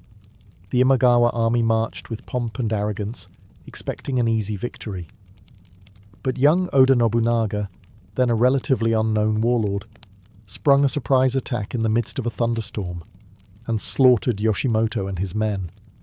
The shock was seismic. The Imagawa were decapitated overnight. Their vassals, including Motoyasu, were left leaderless and vulnerable. But instead of panicking, Motoyasu made his move. He seized control of Okazaki Castle, his family's ancestral seat, and quietly declared independence. He returned to Mikawa not as a hostage, but as a rising daimyo in his own right. It was the first real step toward power. He had survived being a hostage, served under a collapsing regime, and now emerged as a player in his own right. The slow, careful climb of Tokugawa Ieyasu had begun. With the fall of the Imagawa clan after the Battle of Okehazama, Matsudaira Motoyasu, now asserting his independence, stood at a dangerous crossroads. His tiny domain in Mikawa was vulnerable to both internal rebellion and larger, hungry neighbours. But he didn't panic. He turned to an unlikely ally, the very man who had just destroyed his former overlord, Oda Nobunaga. In 1561, Motoyasu negotiated a formal alliance with Nobunaga. The terms were simple: mutual military support and recognition of each other's autonomy. As a sign of goodwill, Motoyasu even sent his son, Tokugawa Hidetada, to the Oda court as a political hostage, repeating the painful practice he had endured as a child. It was a reminder of just how fragile and transactional alliances were in Sengoku, Japan. To mark this new chapter in his life, Motoyasu adopted a new name, Tokugawa Ieyasu. The change wasn't just cosmetic, it connected him to an ancient and noble lineage, lending his rule a sense of legitimacy and destiny. It was a calculated move. The Tokugawa name would echo through history, but at this point, it was still an aspiration. Ieyasu spent the next 2 decades building his strength. While Nobunaga expanded rapidly, crushing rival clans and reshaping central Japan with fire and steel, Ieyasu took a more measured approach. He focused on consolidating Mikawa, instituting land reforms, calming rebellious vassals, and modernizing his army. His administration emphasized loyalty, discipline, and slow, steady development. Despite their differences in temperament, Nobunaga was brash and violent, Ieyasu cautious and calculating. The alliance held firm. Ieyasu supported Nobunaga in campaigns against powerful enemies like the Takeda clan, even participating in pivotal battles such as Mikatagahara and Nagashino. But it wasn't all smooth sailing. The tension between their ambitions was always bubbling beneath the surface. Nobunaga was a man who devoured rivals and demanded obedience. Ieyasu, on the other hand, was building quietly, waiting for an opportunity to rise on his own terms. That opportunity came in 1582, when Akechi Mitsuhide, a disgruntled vassal, betrayed Nobunaga and forced him to commit suicide during the infamous incident at Honnoji. Nobunaga was gone, and Japan was once again without a central power. Ieyasu didn't rush in. He retreated, reorganized, and watched. The pieces on the board were moving, and he, as always, would wait for the right time to strike. With Oda Nobunaga dead and Japan plunged into uncertainty, the scramble for power resumed. But among all the generals and warlords, one man moved faster and more ruthlessly than the rest, Toyotomi Hideyoshi. Within days of Nobunaga's assassination, Hideyoshi avenged his master and swiftly filled the power vacuum, emerging as the new de facto ruler of central Japan. Tokugawa Ieyasu, still recovering and consolidating in Mikawa, chose not to challenge Hideyoshi directly. He knew the timing wasn't right. Though he had the strength and the ambition, he lacked the nationwide support needed to take on someone with Hideyoshi's momentum. Instead, he did what he always did best. He adapted. In 1584, tensions between them finally boiled over at the Battle of Komaki and Nagakute. It was one of the few times Ieyasu took a direct military stand against Hideyoshi. While Ieyasu's forces managed a tactical success, the battle ended in a stalemate. Rather than continue the costly conflict, both sides opted for diplomacy. Ieyasu agreed to become a vassal of Hideyoshi in name, but he kept his autonomy. It was a careful balancing act, and Ieyasu pulled it off. Over the next decade, Ieyasu served under Hideyoshi with outward loyalty, but always maintained distance. While Hideyoshi focused on ambitious projects like the Kyushu and Odawara campaigns, and later the disastrous invasions of Korea, Ieyasu quietly strengthened his own position. He expanded his influence into the Kanto region, relocated his base to Edo, modern-day Tokyo, and reorganized his domain into a fortress of future ambition. Ieyasu also kept a close eye on Hideyoshi's succession plans. Hideyoshi had no adult heir, and his young son, Hideyori, was barely a child when born in 1593. Sensing the long game, Ieyasu positioned himself as a stable elder statesman, ready to support the Toyotomi family when the time came. In truth, he was laying the groundwork for a future takeover. When Hideyoshi died in 1598, he left a council of 5 regents to govern until Hideyori came of age. Ieyasu was one of them, and the most powerful by far. He had waited, obeyed, and survived while others flamed out in glory. And now, as the old guard passed into legend, the patient man from Mikawa stood alone among giants, ready to make his move. The final act of unification was near. With Toyotomi Hideyoshi's death in 1598, Japan entered yet another uncertain chapter. His young son, Hideyori, was only 5 years old, and a council of 5 regents, composed of powerful daimyo, had been appointed to safeguard his legacy. But one of them, Tokugawa Ieyasu, had no intention of playing nursemaid to another man's dynasty. Ieyasu wasted no time consolidating power. He strengthened alliances, married off his daughters to key daimyo families, and began openly ignoring the council's decisions. The balance of power shifted, slowly, then suddenly, as more lords began siding with the Tokugawa. Ieyasu wasn't just the most senior of the regents, he was the wealthiest and most politically savvy, and everyone knew it. Meanwhile, opposition gathered behind Ishida Mitsunari, a loyalist to the Toyotomi cause, and a court official with little battlefield experience, but plenty of ambition. Ishida accused Ieyasu of violating Hideyoshi's will, and began rallying daimyo under a banner of defending the Toyotomi legacy. Many of these lords didn't particularly love Hideyori, but they feared Ieyasu more. Lines were drawn. Japan was again hurtling towards civil war. In 1600, Ishida launched a preemptive strike, hoping to crush Tokugawa before he could fully mobilize. Ieyasu, ever patient, had anticipated this. He gathered allies under what would be known as the Eastern Army, while Ishida commanded the Western Army. Nearly 160,000 troops would face off in what would become the largest and most decisive battle in Japanese history. But Ieyasu had one more weapon: deception. He secretly negotiated with daimyo within Ishida's ranks, including Kobayakawa Hideaki, who was promised lands and rewards in exchange for betrayal. On the eve of the conflict, the future of Japan would hinge not just on swords, but on who could be convinced to switch sides at the right moment. As the armies gathered near a foggy crossroads in Sekigahara, few could predict what the next day would bring. For some, it was a final stand for tradition. For others, it was just another civil war. But for Ieyasu, it was the culmination of 6 decades of survival, strategy, and sacrifice. If he won here, the dream he had quietly nurtured since childhood would finally become reality, a Japan united under his rule. On October 21st, 1600, the misty plains of Sekigahara became the stage for the final, thunderous act of Japan's age of civil war. Over 160,000 troops stood arrayed across the battlefield, Tokugawa Ieyasu's eastern army facing off against Ishida Mitsunari's western army. The stakes were nothing less than the future of Japan. Ieyasu, ever the strategist, had positioned his troops with care, anchoring his lines along a ridge and placing trusted allies at key points. But his real plan didn't hinge on tactics alone.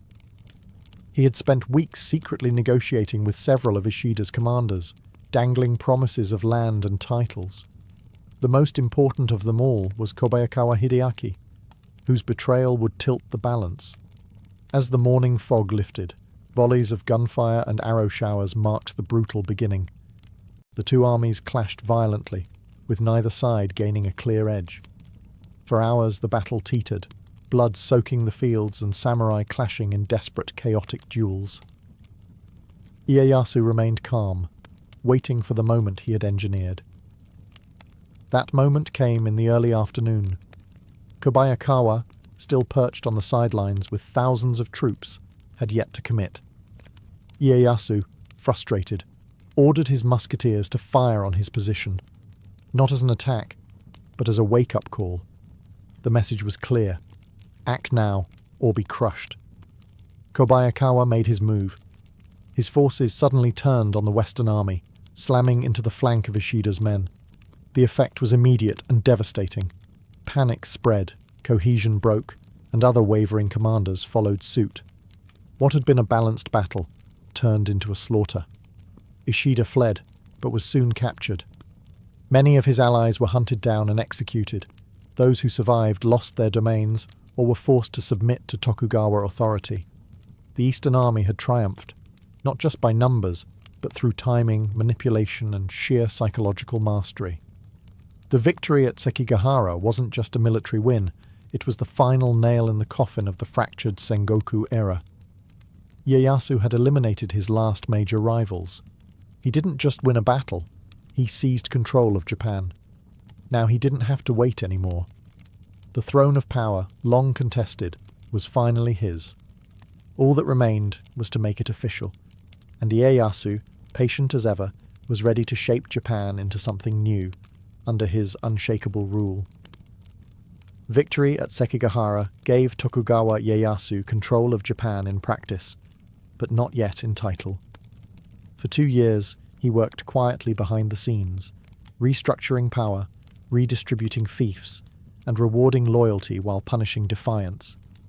His most dangerous opponents were eliminated. The rest bent the knee. Yet Ieyasu knew that military dominance alone wasn't enough. He needed legitimacy. In 1603, the final reward came. At the age of 60, Ieyasu was officially appointed Sei Taishogun, barbarian subduing great general, by the emperor in Kyoto. It was the same title that Minamoto no Yoritomo had held centuries earlier. But unlike his predecessors, Ieyasu had no intention of stepping down. He had not waited 6 decades to let go now. The Tokugawa shogunate was born. Rather than rule from Kyoto, the symbolic heart of the imperial court, Ieyasu made his capital in Edo, a fishing village he had transformed into a military and administrative hub. Edo, modern-day Tokyo, would become the seat of power for the next 2.5 centuries. Ieyasu wasted no time building an infrastructure of control. He implemented a centralized bureaucracy, placed trusted vassals in key regions, and established a strict social order that locked people into their roles: samurai, peasants, artisans, merchants, with limited mobility. Every class knew its place, and every daimyo knew who was watching. One of Ieyasu's most brilliant policies was the Sankin Kotai system, which required daimyo to spend alternating years in Edo and leave their families behind as virtual hostages when they returned home. It drained their coffers and prevented rebellion, all while boosting the economy through constant travel and infrastructure maintenance. But Ieyasu didn't stop at political and economic reform. He also curbed religion, especially Christianity, which he saw as a destabilizing foreign influence. Missions were expelled, churches destroyed, and persecution began in earnest. Japan would increasingly close itself off to the outside world, just as it was solidifying internal peace. Though officially shogun, Ieyasu would abdicate in 1605, passing the title to his son Hidetada. But the move was symbolic. He remained the true power behind the curtain, ensuring a smooth transition and solidifying Tokugawa dominance. He had waited a lifetime for the throne. Now he ruled from the shadows, with more control than any emperor ever had. The warlord was gone. In his place stood a statesman building an empire. Though Tokugawa Ieyasu had claimed the title of shogun and passed it to his son, one threat still loomed: a child born of the old regime. Toyotomi Hideyori, the son of the late Hideyoshi, had grown into adulthood, and with him, a potential rallying point for those still loyal to the Toyotomi legacy. He lived in Osaka Castle, the strongest fortress in Japan, surrounded by a growing circle of discontented ronin, former retainers, and anti-Tokugawa factions. Ieyasu, now in retirement but still the real power behind the shogunate, watched this with deep suspicion. Publicly, Hideyori had done nothing overtly rebellious, but rumors swirled. Disaffected samurai travelled to Osaka. The castle stocked supplies and weapons. Messages to other domains hinted at political maneuvering. It didn't take much for Ieyasu to decide. Hideyori had to be neutralized, permanently. In 1614, the Tokugawa mobilized an army of over 200,000 troops and surrounded Osaka in what became known as the Winter Campaign. Hideyori, urged by his mother Yodogimi, resisted fiercely. The defenders held, even inflicting damage on the shogunate's forces. Eventually, a peace treaty was brokered. Osaka's moats were to be filled in, and the threat, it seemed, was over. But Ieyasu wasn't finished. In 1615, he found a pretext to resume hostilities, claiming Hideyori had violated the truce by rebuilding defences. The summer campaign began, and this time there would be no truce. Tokugawa forces overwhelmed the castle's outer defences and battered the fortress with cannon fire. In the final battle, Toyotomi Hideyori and his mother committed suicide as Osaka Castle burned around them. The Toyotomi lineage, once dominant, was extinguished in flames. The last serious threat to Tokugawa authority was gone. With the siege's end, Ieyasu's unification of Japan was complete, not just militarily or politically, but symbolically. No more rival heirs, no more lingering loyalties to dead regimes. Just the Tokugawa, standing alone atop the ashes of the Sengoku world. He had outlived his enemies. He had outmaneuvered rivals. And he had buried the last child of chaos beneath the ruins of a fortress once thought impregnable. The lesson was clear. There would be no second act for civil war in Japan. Not while Tokugawa Ieyasu's system endured. In 1616, Tokugawa Ieyasu died at the age of 73, a remarkable age for a man who had survived decades of war, betrayal, and political gamesmanship. But his death didn't bring uncertainty. Quite the opposite. Ieyasu had engineered one of the most stable regimes in Japanese history, and when he passed, the system he built continued to function like a well-oiled machine. His son, Hidetada, had already succeeded him as shogun, and his grandson Iemitsu was being groomed to follow. Unlike the fragile lines of the Minamoto or Ashikaga before him, Ieyasu ensured that the Tokugawa dynasty would survive through institutions, not just personalities. Power wasn't passed with swords anymore. It was passed with rules, alliances, and legacy. Ieyasu's body was buried at Kunozan Toshogu, but later reinterred at Nikko, where he was deified as Tosho Daigongan, the great incarnation of the light of the East. A sprawling, ornate shrine was erected in his honor, becoming one of the most sacred places in all of Japan. He wasn't just remembered as a shogun, he became a god, a symbol of order, longevity, and iron discipline. Under his successors, Japan entered the Edo period, a span of over 250 years of relative peace and stability. Foreign influence was sharply limited. Christianity was outlawed. The country was effectively sealed off in the policy of sakoku, or national isolation. Trade was restricted. Social classes were frozen in place. It was not freedom, but it was peace. The samurai, once fierce warriors, became bureaucrats and administrators. Cities grew, agriculture thrived, and a unique culture of literature, ukiyo-e art, kabuki theatre, and strict etiquette blossomed. Ieyasu had turned a fractured, war-torn nation into a hierarchical, centralized state with a firm grip on every aspect of society. And yet, his greatest legacy may not be the empire he built, but the lesson he taught. Patience wins empires. While Nobunaga ruled with fire and Hideyoshi ruled with charisma, Ieyasu ruled with strategy. He didn't rush, he didn't gamble. He waited, watched, and when the moment came, he struck and never let go.